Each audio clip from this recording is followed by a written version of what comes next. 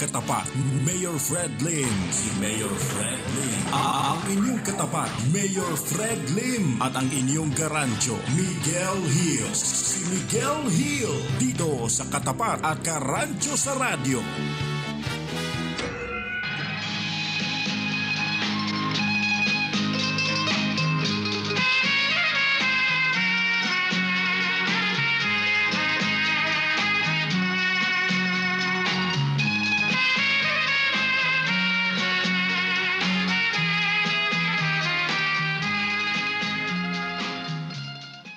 Buenos días a todos, mis amigos. Es su Karancho Miguel Hill. Ngayon po ay araw ng Miyerkules, September 9, 2015. Magandang umaga sa lahat ng ating mga taga-subaybay. Sa ngayon po ay nantabayanan pa rin natin ang pagdating ng inyong Karancho sa radyo. Hindi lang yung inyong Karancho, nandito na po yung inyong Karancho, kung hindi ang alkalde. Ang inyong alkalde ng Himpapawid. Ang ating mahal na Mayor Fred Lim. Tinawagan ko po ang kanyang staff. Gayong ang paliwanag po, wala pa sila rito dahil sa pagsusumikip ng trapiko dun sa kanilang panggagalingan mula sa siyudad ng Maynila. Ayun po. Bagamat sinasabi nga, dahil dito sa ginagawa ng pamahalaan, partikular na ng Highway Patrol Group ng Philippine National Police para maibsan ang traffic sa mga main highways katulad ng EDSA at maging C5, pinag-aaralan pa rin mga karancho, medyo may trial and error phase pa ngayon. At dahil yan ay lumuluwag sa ibang lugar, pero tila nagsusumikip. Nagkakaroon din ng congestion, ika nga sa wikang Ingles, sa ilang mga choke points. Ngayon po, sa pagkakaalam natin, batay sa ating mga nakausap, bandang Maynila naman, diyan naman sa Maynila, sumisikip ang traffic. Bagamat sa EDSA, parang medyo naibsa ng konti.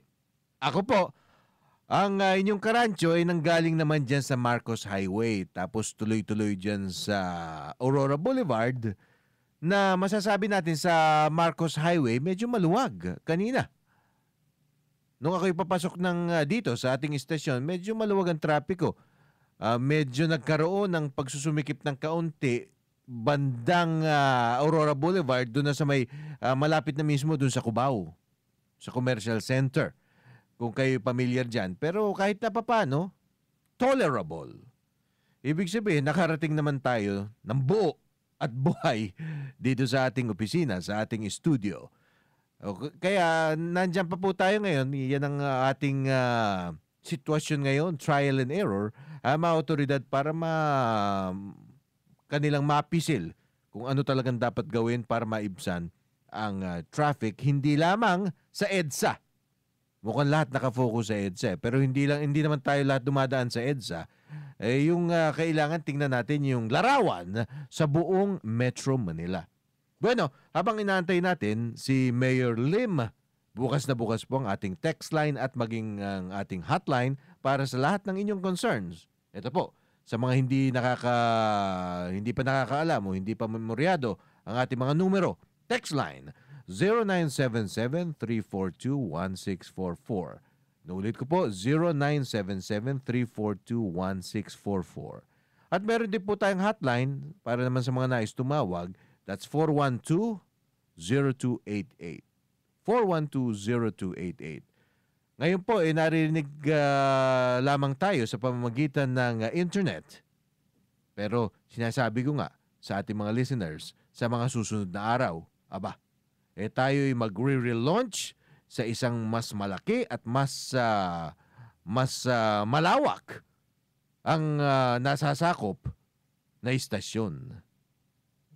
Countdown na po tayo, ilang araw na lang ang ating aantayin at muli tayo maririnig by way of AM radio. Pero sa ngayon, magsama-sama muna tayo dito sa pamamagitan ng internet. Pero ang mahalaga, nandiyan pa rin kayo. Nakikinig at nakikilahok sa ating mga balitaktakan, sa ating mga pinag-uusapan. At sa amin naman po, maging malaki o hindi masyadong malaking audience, sa amin ang mahalaga ay ang aming nabibigay sa inyong impormasyon, balita, at yung mga kuro-kuro ay makabuluhan at pakinabang sa inyong pang-araw-araw na buhay. Mga isyong pansikmura po ang ating tatalakayin. At bago ko makalimutan, ito po, ang ating guard dog ng bayan, si Gardo.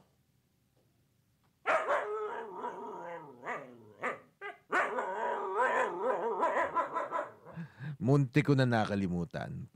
Kung hindi natin yan nabigyan ng kaukulang pagbati, baka ako naman ang kagatin. Okay, patuloy pa rin po nating inaantay ang ating alkalde ng Himpapawid. Pero simulan na natin. Ano ba ang isyong mainit sa atin ngayon? Ano ba ang inyong mga problema?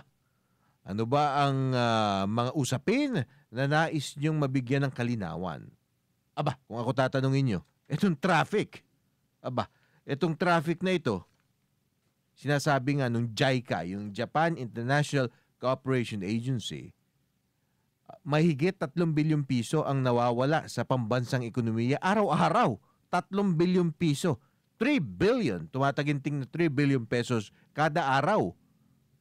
Nung una nga, hindi ako makapaniwala pero nung pinaliwanag sa akin yung konsepto ng lost business opportunity, yung mga negosyo, mga komersyo, yung mga pagkakakitaan o pagkakahanap buhayan na hindi natutuloy, nauudlot dahil hindi tayo nakakarating, marami sa ating mga kababayan hindi nakakarating sa kanilang pupuntaan on time dahil dyan sa trapiko.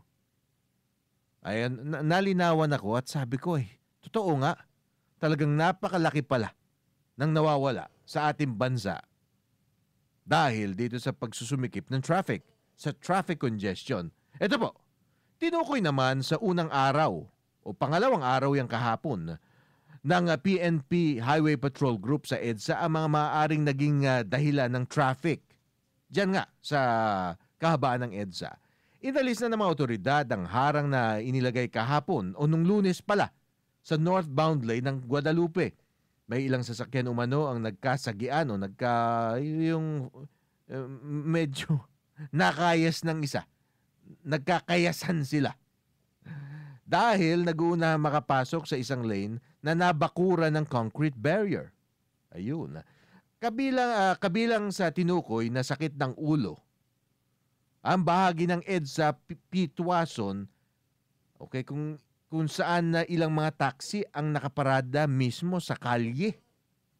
Mantakin nyo, mga taxi, eto na nga, meron ng problema sa pagsusumikip ng traffic. Pumaparada pa sa kalye yung ibang mga taxi. Kahapon po yan. Siguro na mga yon, hindi na yan nangyayari. Subalit pinagbigyan muna na mga otoridad ang mga taxi cabs, pero nagbabala na wrecker na ang darating sa lugar sa mga susunod na araw. So, merong one-day warning. Yung mga illegally parked na mga sasakyan, partikular na itong mga taxi, na nakahambalang sila. Diyan sa mga lugar ng EDSA, kung saan nakakatulong sila sa pagsusumikip ng traffic, yung pagkakaroon ng tinatawag na choke points. Okay? So, sabi naman ng yung mga otoridad, yung sa PNP-HPG, isa pang napag-uusapan, isa pang dapat nilang linawin, yung mga hindi pagkakaintindihan sa kung sino ang otoridad na otorisado mag-imbestiga kung magkakaroon ng mga banggaan, yung mga disgrasya. Hindi naman yung may namamatay, pero yung nagkakasagian, di po ba? Pag nangyari yan, madalas tumitigil yung mga sasakyan sa gitna mismo ng lansangan at inaantay yung mga investigador para makuna ng litrato kung sino may sala o di kaya para gumawa nung tinatawag na, ano ba yun, yung parang diagram o sketch yung mga sasakyan. Ayun. Ito raw ang naging katugunan, sagot dyan sa problemang yan, in case na sana hindi naman na kayo masangkot dyan sa mga sagi-sagi sa mga lansangan. Ang napagkasunduan na magtatalaga ng isang investigador na makakasama ng mga pulis. Kasi po, yung investigator na in charge ay dapat pala magmula sa Traffic Bureau ng lokal na pamahalang nakakasakop sa lugar. Ibig sabihin, kung nagkaroon ng banggaan somewhere dyan sa EDSA o dun sa mga feeder roads going into EDSA, responsibilidad yan ng mga traffic enforcer noong partikular na lungsod na nakakasakop. Nyari, kung sa Quezon City, yung QCDPOS. Kung sa Mandaluyong, yung enforcer nila sa Mandaluyong. Kung sa Makati, yung MAPSA. Yun, yung MAPSA. Pero ngayon, dahil nga dito sa EDSA, ang kumukontrola na, kumukumpa sa daloy ng trapiko ay ang mga pulis na. Hindi na mga enforcer, kundi mga pulis na talaga. Para mas stricto daw at mas disiplinado. Aba, mukhang effective naman, kaunti. Pero kailangan pa rin, meron palang mga kasama na yung mga traffic enforcer ng partikular na lungsod para sila ang in charge naman. Kunyari, nagkabanggaan, hindi na masyadong magiging sakit ng ulo ng mga pulis yun. Yung pag-imbestiga, yung pag-sketch, ipagagawa na raw yun dun sa mga traffic enforcer. Ayan po. Ngayon, marami pang pagkakalito. Nalilito pa ang tao kung sino dapat sundin, ano yung mga bagong reglamentos. Kasi po, nagkaroon ng mga bagong reglamentos. Di po ba? Dahil dyan sa pagpapatupad ng mga hakbangin para mas maibsan yung traffic at mapadaloy ng mas mabilis yung traffic at mabawas-bawasan yung traffic congestion. Okay. So marami pang mga katanungan na wala pang kasagutan sa mga oras na ito. Kaya nga ang PNP, ang police, Philippine National Police, ay humingi ng 1 linggo. 1 week para kanila mapag-aralan yung problema. Siguro ang sinasabi nila sa darating na linggo kahit papano medyo mas mabuti na ang sitwasyon ng traffic. Yung kahit na papano mababawas-bawasan na ang pagsusumikip ng traffic matapos yung kanilang 1 week trial and error. Ngayon, sa loob ng 1 week na yan, so kailan ba nagsimula yun? Lunes, hanggang siguro Biyernes yan, hanggang Sabado, asahan po natin na hindi pa ganap na nasosolusyonan yung problema sa traffic. So, expect traffic in certain areas. Siguro, dito sa mga main roads like EDSA, siyempre, dyan nakafocus ang lahat. At maging dyan sa C5, baka maibsan ng kaunti. Pero meron po yung spillover effect. Kung ano yung kinaluluwag ng daloy dyan sa EDSA, probably even C5, maaring yan naman ang pag-ugatan ng congestion dun sa mga feeder roads. Like sabihin natin, etong E. Rodriguez o Aurora Boulevard for that matter. O dyan sa mga lugar katulad ng Pioneer, Ortigas. Yan po yung mga roads that feed into EDSA. So, expect na may mga oras o may mga pagkakataon yung hindi natin alam kung kailan na magkakaroon ng pagsisikip ng traffic dyan sa mga lugar na yan. Pero sabi ng PNP, 1 week lang ang kanilang hinihingi at baka masolusyonan na yung sitwasyon na yan. So ibigay po natin sa kanila. Ibigay natin sa pambansang pulisya ang pagkakataon, suportahan natin sila, sundin natin ang mga reglamentos kahit na minsan mahirap maunawaan yung mga reglamentos na yan dahil siguro meron silang bird's eye view sa problema. Ibig sabihin na meron silang mga nakikita na baka hindi natin nakikita. Dahil meron silang mas malawak na larawan sa sitwasyon ng traffic sa buong Metro Manila. So, sundin po natin yung give it a chance.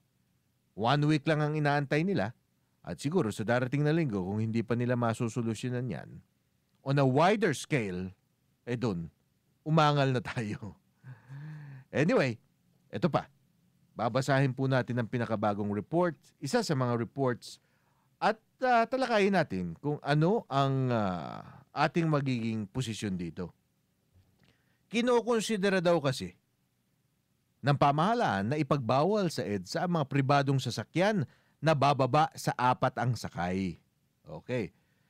Sa budget deliberations ng Department of Public Works and Highways para sa hirit nilang budget para sa 2016, sinabi ni Secretary Singson na may ilang solusyon silang sinisilip para maibsan ang problema ng traffic, partikular na dito sa mga main highways like EDSA. Anya, seryosong pinag-aaralan ng implementasyon ng carpooling sa EDSA, kung saan pinagbawal at huhulihin ng mga private vehicles na mas mababa sa 4 ang sakay. Kasi siguro ang pinaka-punto nila rito ay yung nakaka-contribute yung inyong sasakyan sa traffic lamang at isa o baka dalawa lang ang sakay. So may punto rin dito kaya ini-encourage nila yung carpooling. Ay yung carpooling, kunyari magkakapit bahay kayo at magkakalapit ang inyong tinitirhan ay magsabay-sabay na lang kayo. Kung magkakalapit din siguro ang inyong opisina. Pero kung hindi, kunyari, taga Quezon City kayo, lahat kayo, namamasukan o nagtatrabaho sa Makati, madali yan. Pero kung meron kang kapitbahay, yung mga kapitbahay mo, hindi magkakalapit ang inyong mga opisina, problema po yan. Nakikita natin ang punto dyan sa carpooling na yan, yung ipagbabawal daw ang mga private vehicles with less than 4 passengers. Pero meron din tayong mga agam-agam dyan. Dahil kung ating pipilitin yung mga sasakyan na huwag gamitin ng EDSA, ibig sabihin yung mga sasakyan na isa o dalawa o even 3 lamang ang mga sakay, itataboy mo yan dun sa yung mga tinatawag nating feeder roads, yung mga alternate routes. Paano naman kung halos lahat ng mga private vehicles maitaboy dun sa alternate routes? Di traffic din ang kahinatnan yan. Pag nag-traffic sa alternate routes, magkakaroon din naman yan, mga kababayan, ng spillover effect sa EDSA. So ayun din. Iikot lang, pero yun din ang magiging problema. Ngayon, yung nakikita natin, yung punto, yung logic dun sa panukala na i-maximize yung mga sakay sa isang sasakyan. Pero ang isa pang problema niyan na dapat tatimbangin din ng mga otoridad ng gobyerno, ng DPWH, yung mga public transport system na pwede sanang gamiting alternatives ng mga motoristang nagdadala ng kanilang sariling sasakyan, pero kung ipagbabawal sa ilang mga lugar, baka yung iba mapilitan o maisipan nila na mag-commute na lang. Subalit, paano naman kung yung estado ng ating mass transport system ay bulok? Katulad na lang ng MRT. Yan, nakikita natin, bagamat nagsusumikap naman ang MRTC na pagbutihin ng serbisyo, talagang malaking problema po yan. Napakalaking problema po niyan at hindi maiibsan kahit na ng isang mahusay naman na tagapamahala katulad ni Ginoong Roman Buenafe, na pagkakaalam naman natin, responsable naman yan at marunong sa kanyang trabaho, pero napakalaki po ng kanyang trabaho na kailangan gawin sa loob ng napakaikling panahon. So kaya niya ba? Kaya niya bang ayusin, kumpunihin ang lahat ng mga problema ng MRT sa nalalabing bahagi ng Administrasyong Aquino? Palagay ko hindi naman mirakulo ang atin dapat asahan. Dahil puro tao lamang po ang mga natatalaga dyan sa posisyon na yan. Okay. Nako, puro traffic ang ating mga balita ngayon. Sa bagay, yan naman talagang mainit. At yan ang issue, kahit na sino makausap nyo, yan ang pinag-uusapan po ngayon. Anyway, masusing pinag-aaralan ng mga pulis ng PNPH HPG, Highway Patrol Group, ang relokasyon ng bus stop sa EDSA at pagsasara ng ilang U-turn slots. Ayun. Alam niyo po yung mga bus stop sa EDSA, wala pong choice kung hindi naman pwede ipagbawal o masyadong lagyan ng napakalaking agwat ang mga bus stops dahil baka na mamapilitan din yung mga pasahero na maglakad ng ubod ng layo. So hindi naman makatao yun. Ang maganda sigurong gawin nila, unang-una, yung mga provincial bus stations dyan sa EDSA. Wala naman silbi yan eh. Dapat siguro implementa na. Finally, although kinakailangan ng political will, yung dati pang pinopropose, panahon pa yata ni BF yun, o bago pa si BF, nung siya ang chairman ng MMDA, yung intermodal bus terminal. Sa pagkakaalam ko gumawa na niyan Na-construct na yung bus terminal na sana dyan pag-iipunin lahat ng provincial bus lines, pero hindi natuloy. Bakit kaya? Bakit hindi natuloy? Ewan ko. Pero malakas daw ang labi na itong mga provincial buses. At yung mga U-turns, siguro nga, may punto. Talagang mas aayos ang daloy ng trafiko kung tatanggalin yung mga U-turns. Pero ang problema, yung pinadadaloy mo bang traffic, yung mga sasakyan, talagang dire-diretso lang ang kanilang biyahe. Ano naman ang saysay ng maganda ang daloy ng trapiko kung naitataboy mo nga yung mga sasakyan, yung mga motorista naman hindi nakakapunta sa kanilang paroroonan dahil walang U-turn. Hindi naman natin pwedeng iwasan na dumaan sa mga lugar na una, diretso tayo, tapos pagdating sa isang intersection o isang kanto, kailangan tayong kumaliwa, kumanan, o di kaya mag-U-turn. So, kailangan i-consider din, yung ipasok din sa equation, ika nga, ay timbangin din kung itong pagtanggal sa mga U-turns talagang makakatulong o lilikha naman ng panibagong problema. Ano yung problema ngayon? Hindi makakarating sa paruroonan yung mga motorista dahil imbis na maka-U-turn na sila at makapunta na kung saan sila pupunta, mapipilitan sila lumayo, dire-diretso hanggang napakalayo na. And at some point, hahanap din sila ng madaraanan, babalik na naman sila all the way. O hindi ba, habang mas matagal ang mga sasakyan sa lansangan, ay nakaka-contribute sila lalo sa traffic congestion. So ito yung mga bagay na dapat binabalanse, dapat pinag-aaralan, dapat masusing pinag-uusapan at tinitimbang ng mga otoridad sa kanilang pagbalangkas ng mga panibagong reglamento sa kalye, batas trapiko o traffic rules and regulations. Hindi po tayo nagmamarunong, hindi tayo nagmamagaling, at hindi rin tayo nagrereklamo. Pero ito pinaalam lang natin o tinitimbang lang natin lahat ng mga factors na kailangan tinitimbang para naman yung mga desisyon na gagawin ng mga otoridad, ng mga nakakaintindi, yung mga policy makers natin, yung narinig nila lahat ng pros and cons na itong problemang ito. Dahil alam naman natin at tanggap natin na walang simpleng solusyon sa ganitong problema. Hindi po simple ang solusyon sa ating problema.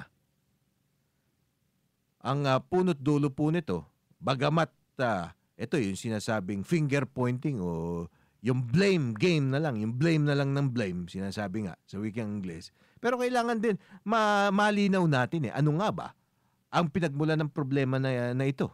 Ang problemang ito ay umusbong dahil pinagsabay-sabay ng Administrasyong Aquino ang lahat ng kanilang infrastructure projects, lahat ng road repairs, lahat sa huling ilang buwan na lamang ng kanilang panunungkulan. Kung sana ginawa yan 2 or even 3 years ago, na-spread out yung mga roadworks na yan.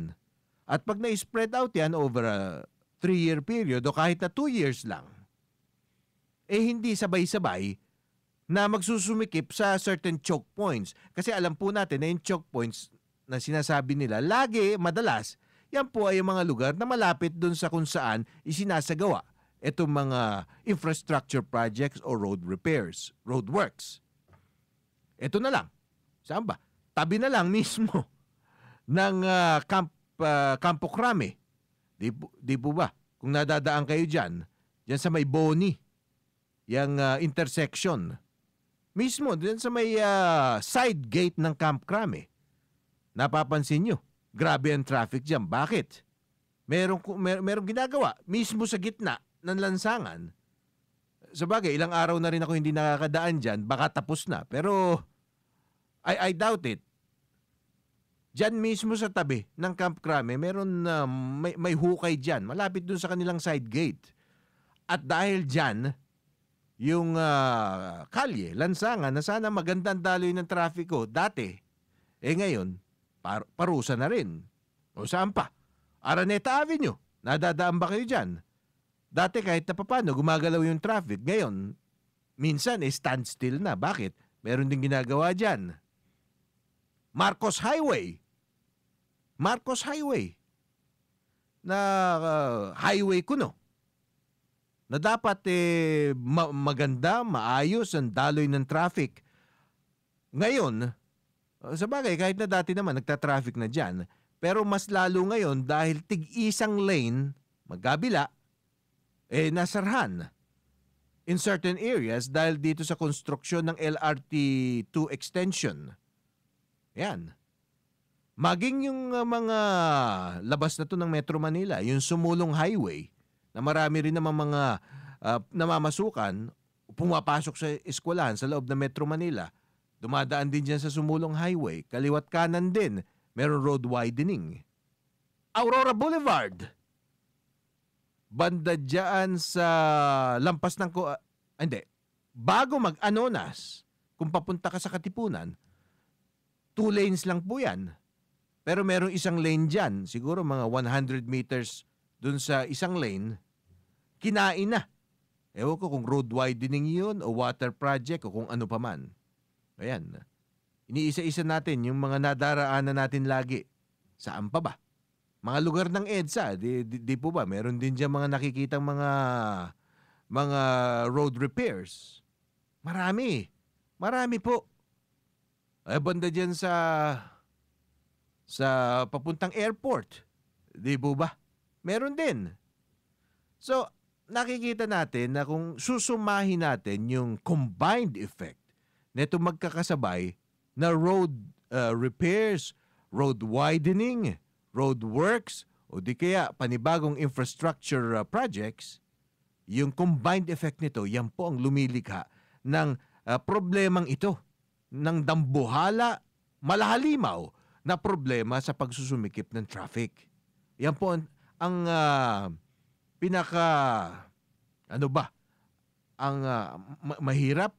mahirap yung puro sisi pero malinaw pa sa sikat ng araw na talaga ang problema ay dahil pinagsabay-sabay, lack of vision o siguro lack of accomplishment na mga namumuno sa atin at bigla na lang nagising sila isang araw, 5 taon na ang kanilang panunungkulan at bigla na lang kanilang na-realize na kakaunti ang kanilang mga quantifiable accomplishments. Kaya bigla na lamang, nagmadali. Lahat na sana ginawa over the span of one presidential term, 6 years, pinagkasya sa loob ng 9 na buwan. Talagang mamamatay tayo lahat sa traffic. Ngayon may mga nagsasabi, pag natapos daw yan, ayos na lahat, masaya na tayo lahat. Pero mula ngayon, hanggang matapos yan, kung ilang taon yan, baka mamatay na tayo sa konsumisyon. Mga karancho. Baka hindi na tayo umabot doon sa puntong iyon. Tayo na lang ay magtiis daw. Sabi nga ni Secretary Abaya, hindi naman daw patal yan traffic. Aba, siguro may driver ka, Mr. Secretary. At ikay nakakatulog dun sa likod ng iyong air-conditioned at malaki, malawak at komportabling sasakyan. Pero kami po, maging mga commuters o di kaya yung mga pribadong motorista, we do not have that luxury. At dahil wala kami niyang luxury na yan, binubuno po namin. Mula sa simula hanggang pagtatapos ng araw namin, binubuo namin yan traffic na yan. Kaya wag po kayo nagsasabi, wag kayo nagsasalita ng yung belittling. Yung pinalalabas nyo na yung problema hindi ganun kalaki, kalawak at hindi ganoong krus na pinapasa namin dahil araw-araw po pinapasa namin yung problema at hirap na kami. Mabuti na lang, itong PNP-HPG, mukhang kahit na papano, nakakatulong yung kanilang ginagawa by a factor of 10 to 15 minutes nababawas sa aming biyahe, araw-araw.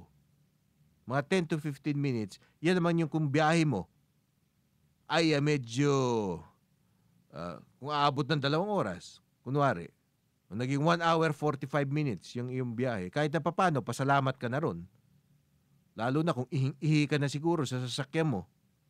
Talagang kailangan mong maka-CR na, yung kahit na papanong nabawasan ng kaunti yung travel time mo, you're thankful. Papasalamat ka na. Subalit, kulang pa rin yan.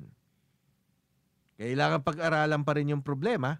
Wala na tayong magagawa. Nasimulan na, nabungkal na yung ating mga daan. Nasimulan na yung mga infrastructure projects na yan. Last minute at sabay-sabay. Wala na tayong magagawa dyan. Andyan na po yan. Ang tanging magagawa na lang natin ay humanap tayong paraan para mapadaloy ng husto yung traffic. Yung mga unang-una, yung mga ginagamit na terminal, yung mga lugar na hindi naman dapat terminal, kagaya ng mga jeep dito sa Aurora Boulevard. 3 lanes po yan, 3 lane. Nakikita nyo, 2 o kung minsan isang lane na lang ang nagagamit. Dahil yung bandang kanan, kita nyo, pila yung mga jeep. O di kaya, bigla na lang magbababa ng pasahero sa gitna ng kalye. Kung ikaw medyo pagod ka na at masakit ng tuhod mo sa pagmamaneho dahil stop and go, baka mabangga mo pa sila sa likod at ikaw pa may kasalanan. Kahit na sila ang biglang promeno at nagbaba ng pasahero sa gitna mismo ng lansangan. Ayan. Yan ang problema po natin. So yan ang kailangan ibsan, yung mga unnecessary obstructions. Kasi meron naman talaga mga necessary. Siyempre, kailangan meron din naman designated na babaan at sakayan ng pasahero. Kasi hindi naman po pwedeng hindi natin isasakay at lalong hindi pwedeng hindi natin pawawalan yung mga pasahero kung nandun na sila sa kanilang paroroonan o malapit-lapit na doon. Pero gawin po sa tama, lagyan ng sistema, gawing systematized at magpatupad ng yung mga reglamentos na susundin naman ng lahat. Hindi yung yung susundin natin ngayon habang nakadeploy yung mga pulis at hindi mga traffic enforcer o traffic aid lang nandyan. Pero sa mga susunod na araw, pag wala na yung pulis dyan, hindi na natin susundin. Di ba? Kailangan yung disiplina natin. At ito po, kasama na natin ang ating alkalde ng Himpapawid, si Mayor Fred Lim. Sir, good morning. Bad morning. Ano nangyari? Sobrang traffic dyan sa Santa Mesa. Sa Santa Mesa po? Oo, Santa Mesa. Hanggang dito, sa parte ng Quezon City. Aba. Oo, dyan sa Aurora Boulevard. Sa Aurora Boulevard, traffic. Alas 10 ako umalis sa amin Di ba, 1 hour lang yun. Pero, maganda umaga sa iyo. At maganda umaga sa ating mga kababayan. Ito po inyong katapat, Fred Lim. Mayor. Pasensya na ho kayo. Nahuli tayo. Ito nga pinag-uusapan natin yung traffic. Oo. Dahil bagamat ilang araw na rin natin pinag-uusapan nito, Mayor, ito pa rin yung at the top of the list ng mga concerns ng publiko. Etong PNP-HPG kasi, yung Highway Patrol Group, aminado naman sila na trial and error pa yung ginagawa nila, kaya sila General Marquez humihingi ng 1 week para mapag-aralan daw nila yung sitwasyon sa... Kasi napapadaloy nila yung traffic sa EDSA. Kasi lahat sila nakafocus sa EDSA. At maging dun sa C5, sabi nga ng mga kilala natin, kahit na paano, gumagalaw na raw sa C5. Pero nagkakaroon naman ng spillover effect dun sa mga feeder roads. Kagaya niyan, Aurora Boulevard. So, napapaisip tuloy yung mga kababayan natin, ano ba mangyayari? Dadaloy sa EDSA, pero pagdating mo naman dun sa mga ibang lugar, hindi naman gagalaw. So, yun siguro ang dapat pag-aralan ng PNP. Kung paano, I'm sure meron naman dyan, meron namang solusyon dyan, kahit na paano, pero ano yung solusyon na yun? Yung kailangan nilang tukuyin. Tama yun.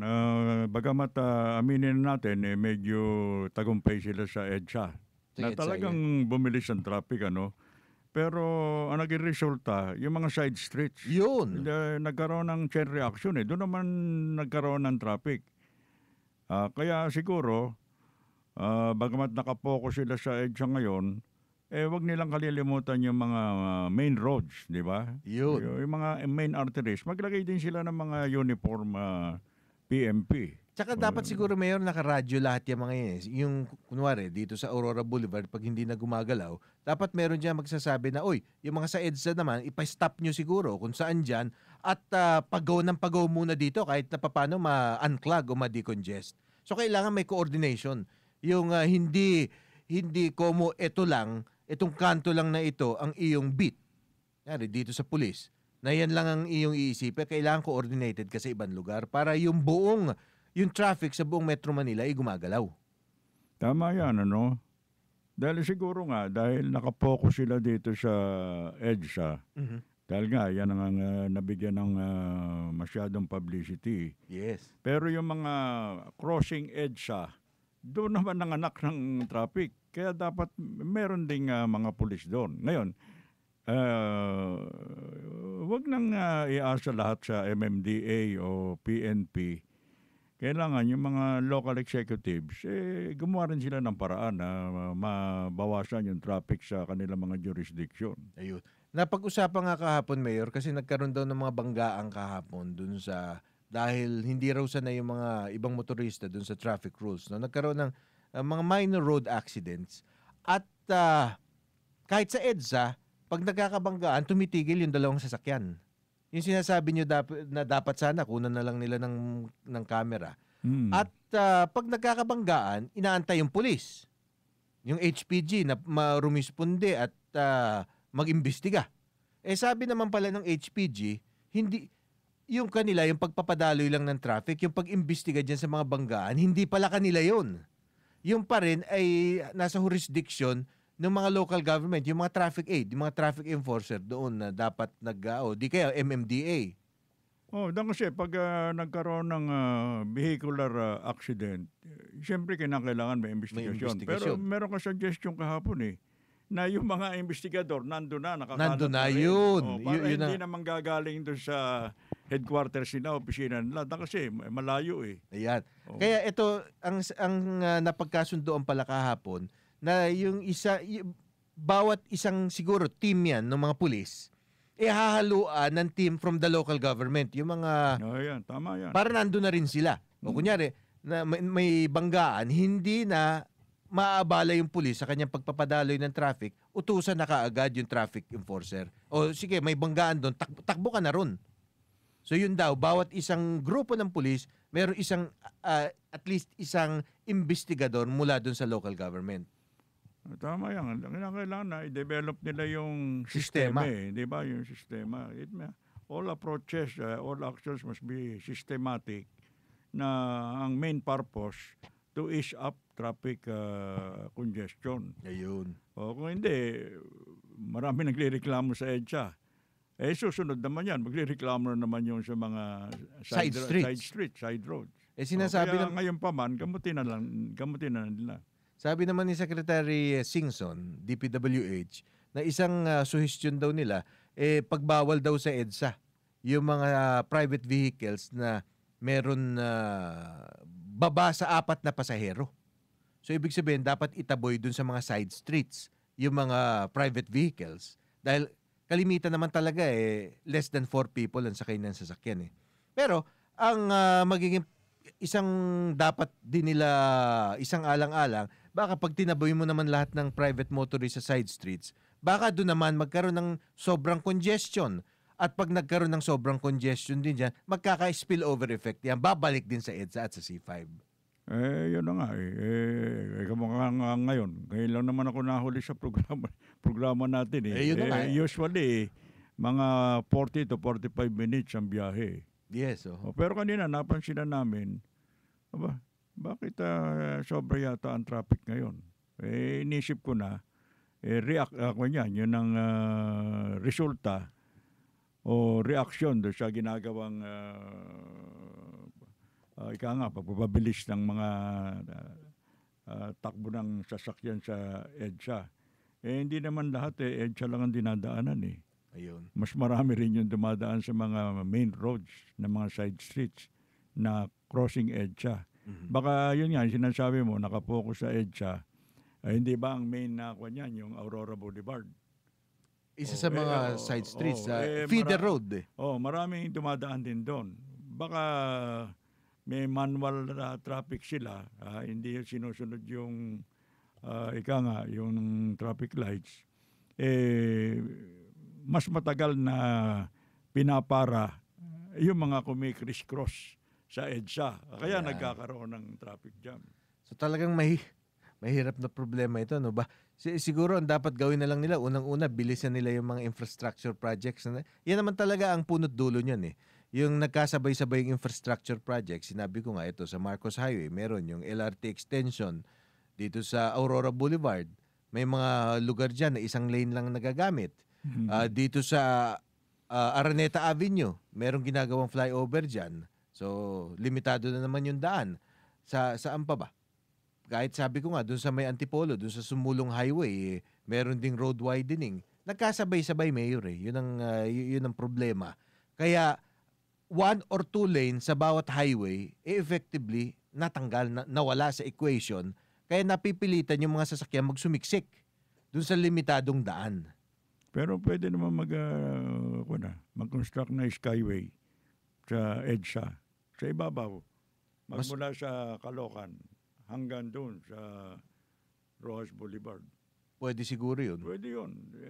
Kasi nga, overcrowded na yung EDSA. Okay, kung hindi ka mukha sa stage ka nun . Parang patong-patong yung daan . 2-story yung mga karsada . Pero malaking gastos yan. Pero yung convenience naman ng mga motorist, masisiyahan sila sa pagbiyahe. Ayun. Sa EDSA, ang problema lang natin dyan, sa gitna dyan, nandyan na yung MRT, pero siguro pwede maglagay ng flyover sa taas ng MRT. Sa taas, pwede yun. Yan ang... may mga poste lang naman na matataas ang gagawin doon . Tapos, basta kailangan matibay. Kamukha yung sa South Expressway. Hindi ba may skyway doon? Meron. Yun. Basta dumaan ka doon. Kukunti lang dumadaan kasi may bayad nga . Pero sa mga may private cars, they can afford naman . Walang diferensya sa kanila na magbayad ng extra basta makarating sa opisina nila sa oras. Tsaka may savings din kayo naman sa gasolina . Di ibayad nyo na lang dun sa overpass o dun sa skyway, kung ano man, imbis na sunugin nyo rin that same amount sa gasolina. Ayun. So yun pala talaga problema. Ako meron akong suspetsa kanina pa na yung traffic nasa Maynila . Yun din ang sabi ng ating mga kasamahan dito, na sila daw inabot talaga ng more than 3 times their usual travel time dahil dyan sa Maynila. Yun nga, doon lang sa Quirino Avenue pila-pili. Kaya siguro in the long run mabibigyan din ng solusyon yan. Hindi naman natin makukuha sa 1-2 linggo yan . Mm-hmm. Kaya lahat na may bottleneck dapat maglagay na sila ng mga additional na traffic aids o traffic policeman o highway patrol group. Mhm. Kasi hindi naman pwedeng sa isang problema yung isang banda lang ang aasikasuhin mo. Mhm. Dahil yun dapat yun sa kabuuan. Ayan. Isa pa naging problema nila, Mayor, kahapon, marami raw mga taxi cabs, mga taxi, nagsiparada sa EDSA. Ewan ko, ba't Bakit paparada naman sa EDSA? dahil kasi para daw ewan kung ginawang terminal yung ilang lugar kung saan tinataboy. Kasi parang pinagbukod ata yung mga private tsaka public eh. Siguro yung mga iba, yung mga public, nung naitaboy sila dun sa kanilang lane, alam nyo naman yun, di ba? Minsan nagbababa, nagsasakay. So nagsiparada ron. At least according to the reports. No, hindi naman ako nadaan kahapon dun sa bandang sinasabi nila. Pero kahit na papano, nakikita natin na yung discipline sa kalye ang kailangan pairalin. Discipline at saka courtesy. Yun. Para, pero kalaunan yan ma-perfect din Kaya pasensya na lang ang ating mga kababayan. Bilis-bilisan lang nila yung kanilang trial and error. At nakikita naman natin, sabi ko nga pati si Archbishop Oscar Cruz, sinabi pagbigyan daw muna bigyan ng panahon, sapat na panahon yung PNP para maayos yung problema at wag puro reklamo. Sa bagay, pero Mayor, mahirap din minsan pag ikaw ay stuck in traffic for 2 or 3 hours. Sa isang trip, yung sabi nyo nga, 45 minutes lang dapat. Inabot kayo 2 oras. Kung hindi ka ba naman talagang, kung hindi ba naman makalbo sa inis, yung ating mga motorista doon, ewan ko na. Teka muna, hindi ba nung isang linggo si Cardinal Rosales, na-traffic siya. Bumaba siya At naglakad siya hanggang doon sa dulo. Nakita niya, meron traffic accident. Kaya pinakiusapan niya yung 2 driver na itabi muna at siya mismo ang nag-traffic. Binibiro mo si Cardinal Rosales yan. Siguro dapat i-deputize siguro ng MMDA ito yung Cardinal para dito sa maging isa sa mga traffic enforcer, ganun ba? Okay. At eto, ano pa ba yung basahin muna natin, Mayor, itong mga reports natin para personal pala kahapon nag-monitor ito si PNP Chief Ricardo Marquez sa pagmamando ng traffic ng kanyang mga tauhan sa mahigit 20 kilometer stretch ng EDSA. Na-traffic yata Na-traffic siya. 1 hour daw. Ayun. Hindi nga, yan ang kahinatnan yan Dahil nga, yung iba naninibago. Yung iba baka silent protest, yung sinasabi mong taxi driver. Ayun. Na nung araw pinapayagan sila o kaya nasanay na sila na nakaparada doon. Ngayon pinapaalis sila o kaya nagparadahan naman sila doon sa ibang lugar para ibig sabihin tumututol sila na wag naman tumutol dahil ito para sa kabutihan ng nakararami. Bagamat ito magiging controversial to, pinag-aaralan daw nila, sasara nila yung U-turn slots. U-turn. Ngayon, naiintindihan natin kung bakit dapat talaga makakapagpaayos ng daloy ng traffic pag isasara mo yung U-turn. Pero paano naman yung mga motorista na kailangan talaga mag-U-turn? Ang mangyayari, mapipilitan silang lumayo hanggang makahanap siguro ng kung saan sila makaka-U-turn na malayong-malayo, ilang kilometro kaysa dun sa ideal place kung saan sila dapat lumiko. At makadaragdag din sila. Yung time on the road ng mga motoristang ito, hahaba. So they will be causing traffic for a longer period of time. Diba? So yan ang mga dapat ibalanse ng mga otoridad sa kanilang mga gagawing regulations. Ito, baka hindi naman siya nagmamarunong tayo kasi yung mga nakaupo dyan, mga expert din yan nag-aral din yan. Pero ang alam ko, merong karsada na hindi ka pwedeng mag-U-turn, hindi ka rin pwedeng mag-left turn o mag-right turn kung saan naman direksyon ka galing. Diretso lang. Puro diretso. Ngayon, doon sa intersection, ang gagawin mo, kakanan ka. Kasi hindi pwedeng mag-left turn eh. Kakanan ka, yung susunod na block, kakaliwa ka, tapos kakaliwa ka na naman para pagtawid mo do sa main street, dire-diretso. Ayun. Oh, inalis nila yung U-turn and left turn. Kaya puro diretso ang takbo. Kaya lang Konting abala. magdadivert. Isang kanto lang naman eh. Yung magdadivert ka sa isang kanto. Pag Ayan. kanan mo, yung susunod na block, kakaliwa ka. Susunod na karsada, kakaliwa ka. Diretso ka na, patungo dun sa, kung nandun ka sa main road, originally, ang intention mo, kumaliwa, bawal eh. Kanya-kanyang ano yan, kanya-kanyang... Kaya mahusay ang takbo. Ayun. Oo. Kamusta naman kaya ang traffic dito sa Mayor, dito sa bandang papuntang UST? Yung Ewan ko lang, hindi ako napadaan dyan eh. Hindi, yung sinasabi ko, hindi ba kung ikaw left turn, nasa main road ka, siyempre, stop ka eh. Meron ka naman mga kasunod, naka-left turn, pahaba ng pahaba yon. yes. Tapos pag sumignal na, yung traffic light na pwedeng left turn, tsaka kayo kukuhan. Kaya may abala talaga. Pero yung binibida ko sa iyo kanina, nakakanan ka, walang nagiging linya eh. Ayun. Dahil So, kumakanan continuous yung flow ng traffic. Continuous. Ayun, dapat Yung pag-aralan parot niya. pa rito, at saka yung crossing, horizontal, vertical, dire-diretso yun eh. Dire-diretso eh. Ayan. Dahil pag kumaliwa ka, lumeft turn ka, it will take some minutes or seconds na maaksaya. Gusto nila, smooth flow eh. Kaya makakarating ka sa destination mo na libre-libre. Sana nga, ma-implementa kung ano man yung mga kinakailangan para kahit na papaano mabawasan tong problema natin.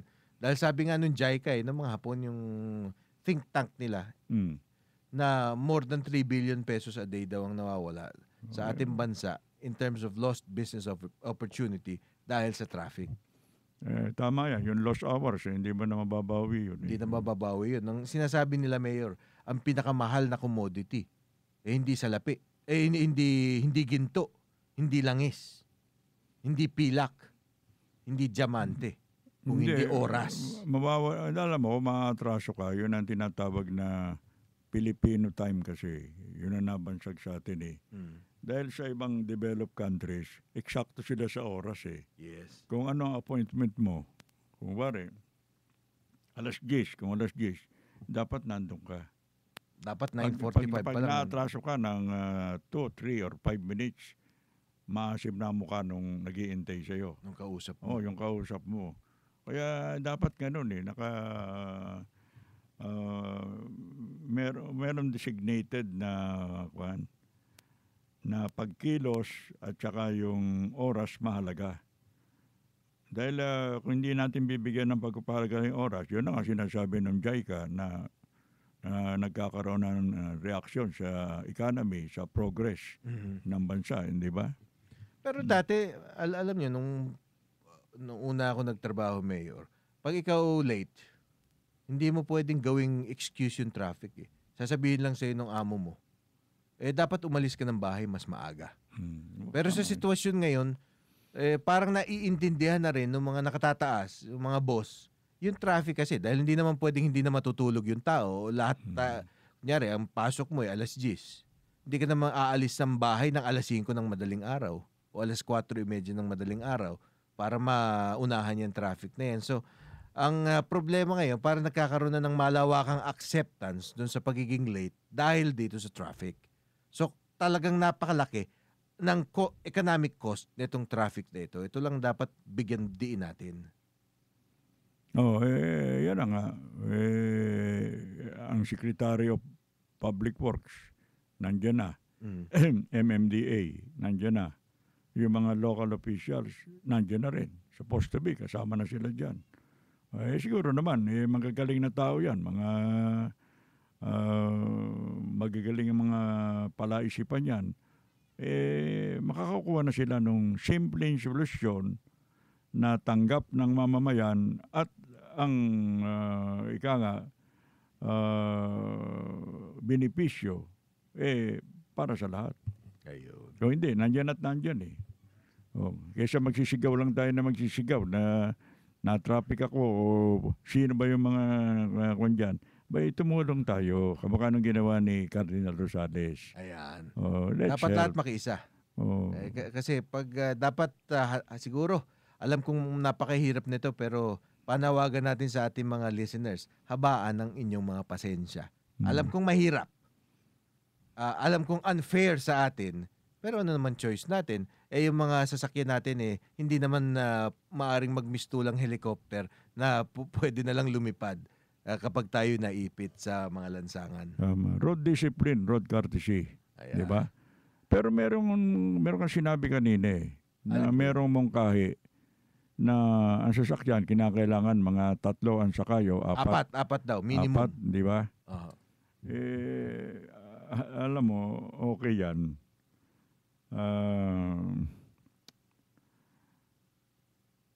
Kung yung isasakay mo kilala mo o kapitbahay mo. Ayun. Ang problema kung stranger. Baka mamaya hold upin ka pa. Lalo na kung yung marami na kasi mga lady drivers ngayon, di ba? Kahit na sabihin mong kapitbahay mo, makikisakay sa iyo. Kung hindi mo naman talaga kilala, delikado. Naalala niyo yun dati nung panahon pagkalam ko panahon ni President Marcos nagkaroon na ng ganyan yung carpooling. Yung sinasabing carpooling. Pero sinubukan na yan may mga kaso ng mga nasalbahe sa mga sasakyan. So mahirap po talaga kasi yung kotse sinasabi nga nila parang extension yan ng bahay nyo So delikado rin. May privacy ka. May privacy ka. Hindi pwedeng magsasakay ka na lang ng kung sino dahil kunwari taga Quezon City kayo, pareho kayong sa Makati nagtatrabaho, dahil pareho kayong sa general area nagpupunta, sasakay mo na lang. Paano kung hindi ka komportable dun sa tao? Tama yun. Lalo na yung papunta sa opisina siguro, umaga, maliwanag. Paano kung babae yung driver at magsasakay siya, kunwari ng, sabihin natin mga kapitbahay, yung medyo namumukaan niya, yung from her barangay or from her neighborhood, na 3 lalaki na hindi niya kilala. Hindi niya masyadong kilala. So meron ding risk. Meron ding mga may pros pero meron ding cons. Yang ganyang suhestyon. Hindi, kaya ka nga bumibili ng kotse kahit mahal Ayun. Gusto mo may privacy ka at komportable ka, di ba? Pero kung magsasakay ka ng mga hindi mo kilala, baka pagmulan pa yun ng disgrasya. Okay, kung sinasabi mong lady driver, baka kung saan padalin yung lady driver. Alam mo na, may pagkakataon hindi naman pwedeng piliin talaga kung sino yung ka-way mo dun sa pupuntahan mo. So magkakaroon dyan ng compromise para lang makasunod dun sa 4 persons minimum na sinasabi nila. Baka meron makadaan dun sa EDSA. Para makadaan sa EDSA. Dahil kung hindi gano'n ang bilang, baka mahuli ka. Hindi ka pararaanin sa EDSA, sa side street. Sa side street. Yun, may malaki problema doon. Kawawa naman yung mga dumadaan sa side street. Kung wari, makikisakay sa'yo, lasenggo. O galing sa party, nakainom. O hindi nyo alam nakainom, iba ng takbo ng utak nun. O hindi nyo alam, baka kung hindi man nakainom. Kasi pag amoy alak, baka hindi mo na pasakayin, di ba? Pero paano kung nakadroga? Away ang kalalabasan nun.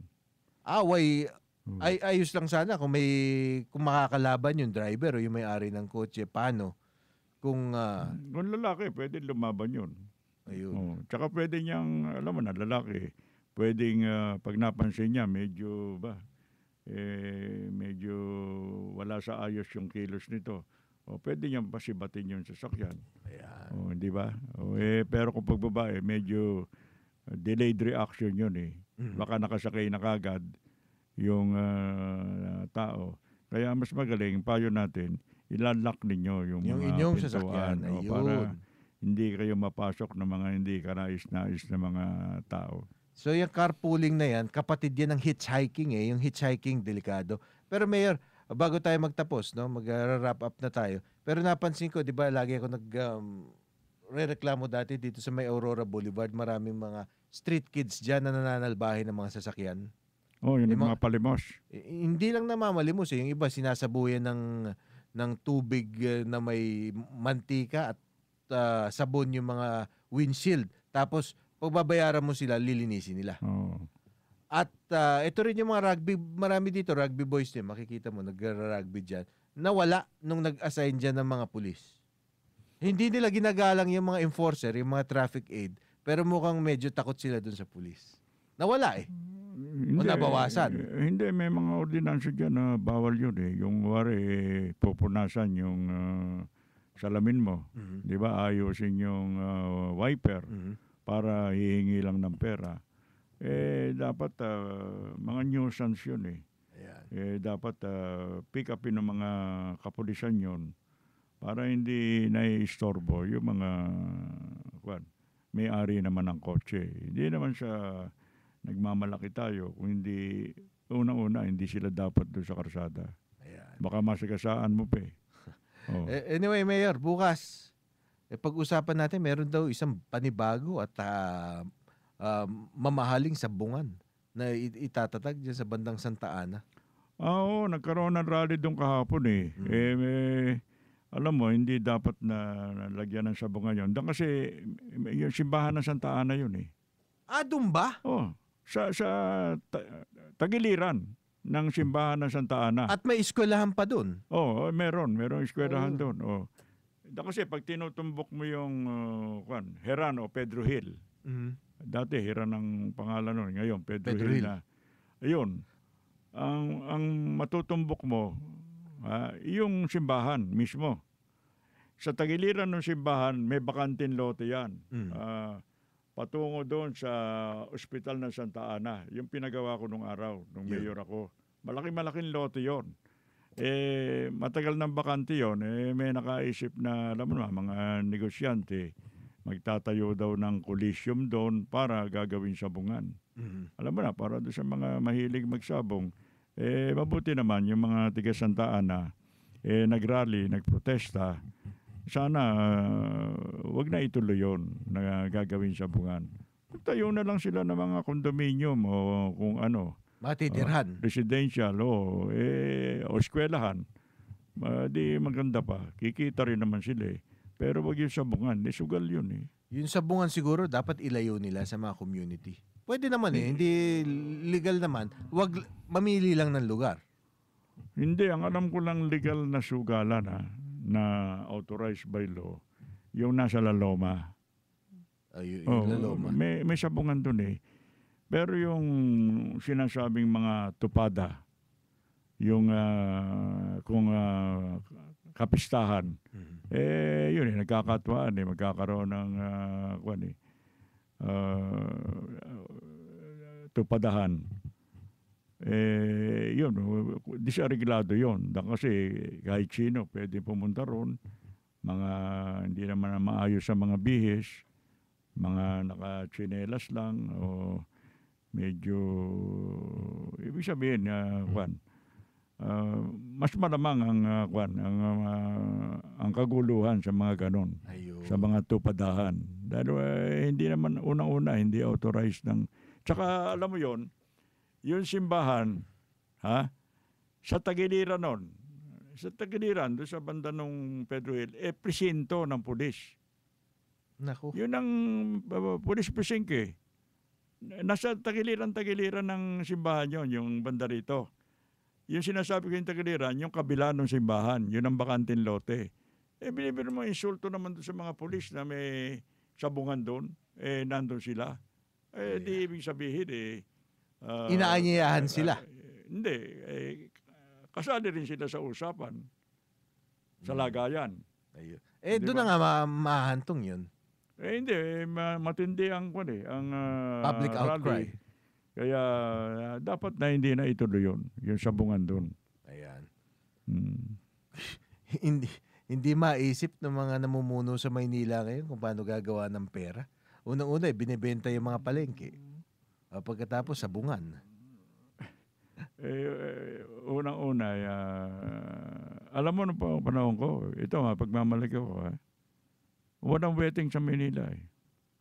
Never na nakapasok ang wedding sa Manila. Oh, mahigpit ako dyan eh. Ngayon, yung bola, araw-araw daw eh. Pero nung nawala ako, nandiyan na yung wedding eh. Ayan. Oh, hindi lang wedding. Lahat ng sugal. Iba't ibang klaseng sugal, nandiyan na. Illegal na sugal. Oo. Pag sugal, illegal yun eh. Except yung mga casino. Casino. O yun, yung mga authorized yun. Pero minsan, yung mga naglalagay sa casino naghihirap din sa kakakasino eh. Kung mayaman ka, maghihirap ka doon. Wala namang yumayaman na mananaya sa casino. Ang lalong yumayaman doon, yung casino owner. Ayan. Ever since. Yun, walang talo yun eh. Hindi mo naman pwedeng talunin yung Bahay, the house. Bangka. Yung the house. Ayun. Siyempre, pag yung nagpapasugal, yun ang nakikinabang. Yung mga manunugal, yun ang nagkakanda hirap-hirap. Unang-una, bebenta yung mga personal belongings Pati niya. kotse, minsan nabebenta Una isasangla. Sinasangla, iniiwan yung kotse. Aray. Kaya iwasan natin yung sugal. Pero may mga kandidato daw na nahihilig pala sa sa mga sugal-sugal. Hindi ko na sasabihin kung sino. Wala na tayong pakialam sa kanila. Buntot nila, hila nila. Okay. Kung inaakala nilang Aasenso sila ron. Magandang halimbawa yung ginagawa nila na lahat ng bisyo gagawin nila. Nasa kanila na yun. Okay. Mayor, tapos na oras natin. Diyan po nagtatapos ang ating programa ngayong araw na ito. Bukas hindi tayo magkakakita-kita, kundi magkakarinigan tayong muli. Pero sa Biyernes ata tayo. Biyernes. Kasi meron akong Rotary. Ayun. Biyernes, magkikita tayo. Okay. Ako naman ang inyong karancho Miguel Hill. Maraming salamat sa inyong patuloy na pagsubaybay. Ito po ang inyong katapat, Fred Lim. Salamat po sa inyong pakikinig. At hanggang Biyernes po. At sana mabigyan ng magandang solusyon itong problema sa trapiko. Trimedia Pro Incorporated. Narito ang mga kapanapanabik, punong-puno ng impormasyon at kasiyahan, mga programang ipinagmamalaki ng Trimedia Broadcasting. Umpisa alas 9 hanggang alas 10 ng umaga, hataw sa balita at komentaryo kasama sina Jerry Yap at Percy Lapid. Alas 10 hanggang alas 11 ng umaga, kalusugan ay kayamanan kasama ang mga batigang doktor sa bansa, Dr. Charlie Mendez, Dr. Ray Salinel Jr. at Dr. Edwin Bien. Alas 11 ng umaga hanggang alas 12 ng tanghali, katapat at karancho sa radyo kasama sina Mayor Fred Lim at Miguel Hill. Alas 12 hanggang alas 12:30 ng tanghali, balita sa tanghali, mga nagbabagang balita ihahatid ni Miguel Hill. Alas 12:30